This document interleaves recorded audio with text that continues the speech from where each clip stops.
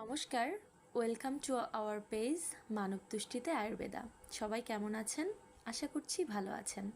আজকে আমাদের রূপচর্চার বিষয়ে একটু কথা বলবো।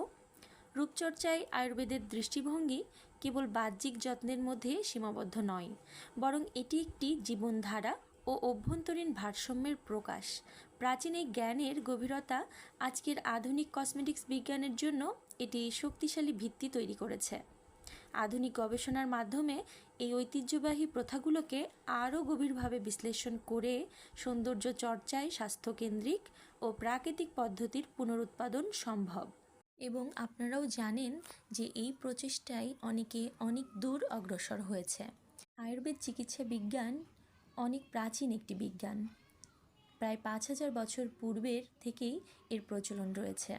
তাই প্রাচীন আয়ুর্বেদের এমন অনেক ইতিহাস রয়েছে যেগুলো এখনও আমাদের অজানা।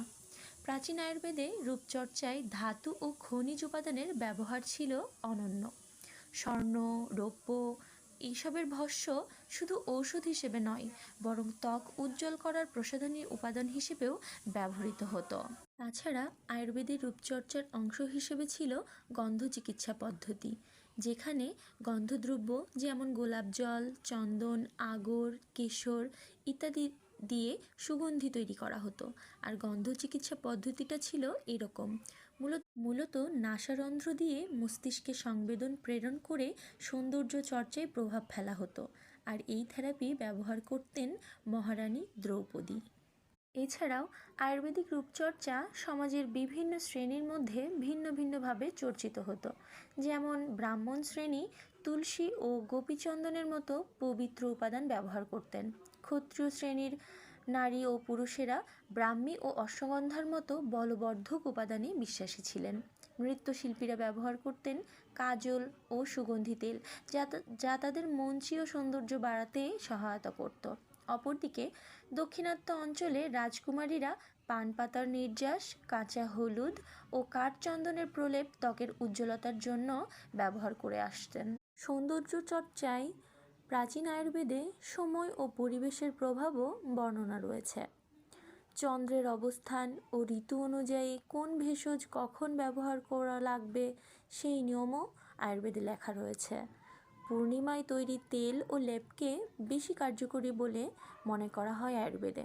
এই বিশ্বাসকে কেন্দ্র করে অনেক আয়ুর্বেদিক রূপচর্চার পদ্ধতি সময়ভিত্তিক পরিকল্পনায় অনুসৃত হতো। শুধুমাত্র ভেষজ ব্যবহারেই সীমাবদ্ধ নয়, বরং যোগ ও ধ্যানের মাধ্যমে অভ্যন্তরীণ রস নিয়ন্ত্রণ করে ত্বক ও চোখের দীপ্তি বৃদ্ধির উপায়ও ব্যাখ্যা রয়েছে। তো অনেক কথাই বললাম আজকে, এগুলো একটাও আমাদের নিজেদের কথা নয়, এটা বিভিন্ন গ্রন্থ থেকে সংগ্রহ করা হয়েছে কথাগুলো। চরক সংহিতা, সুশ্রুত সংহিতা, রসরত্ন, সমুচ্চয়, এইসব গ্রন্থগুলো থেকেই এই কথাগুলো পেয়েছি। তো যাই হোক, আমাদের মানব তুষ্টিতে আয়ুর্বেদ পেজে রূপচর্চার সেরকম কোনো সামগ্রী নেই। আপনারা দেখতে পাচ্ছেন আমরা এখন একটি সাবান তৈরি করছি, আমাদের স্কিনো কেয়ার সোপ বা স্কিনো ক্লিয়ার সোপ। তো এইটা দেখতেই পেলেন কত অল্প অল্প সামগ্রী নিয়ে তৈরি করা হচ্ছে এবং কত অল্প পরিসরে, খুবই ছোট্ট করে আমরা এগুলো তৈরি করি আমাদের নিজেদের জন্য। আমি এগুলো ইউজ করি, আমার পরিবারের সকলেই ইউজ করে, আর খুবই সামান্য পরিমাণে কিছু পেশেন্টদের কাছে দেওয়া হয়। পরিচিত কাছের মানুষরাও অনেকে ব্যবহার করে থাকে। তো যাই হোক, আজকে এই পর্যন্তই। ভালো থাকবেন সবাই আর আমাদের জন্য প্রার্থনা করবেন।